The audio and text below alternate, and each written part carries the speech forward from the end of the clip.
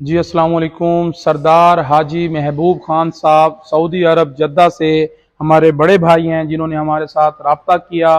انہوں نے آج ہم سے یہ Prado T x L leather electric سیٹیں 2018 ماڈل فریش 2023 کا clear brand new Prado T x L black colour میں زیرو گاڑی ایک انہوں نے یہ پرچیز کی ہے ہم سے، اور ایک گاڑی انہوں نے یہ بلیک پراڈو 2016 ماڈل، یہ بھی فریش امپورٹ ہے، یہ فریش گاڑی ہے۔ یہ دو گاڑیاں بلیک انہوں نے پراڈو پرچیز کی ہیں۔ اللہ پاک یہ حاجی سردار محبوب خان صاحب کے نصیب کرے، اللہ تعالیٰ ان کو مبارک کرے۔ یہ ان کی محبتیں ہیں، وہ سعودی عرب جدہ میں بیٹھے ہیں، اور ہمارا شو روم ہے پنجاب لیا میں، شیخ یوسف ہارون۔ یہ وہ ہمارے ساتھ بہت پیار کرتے ہیں، حاجی صاحب بڑی محبت کرتے ہیں۔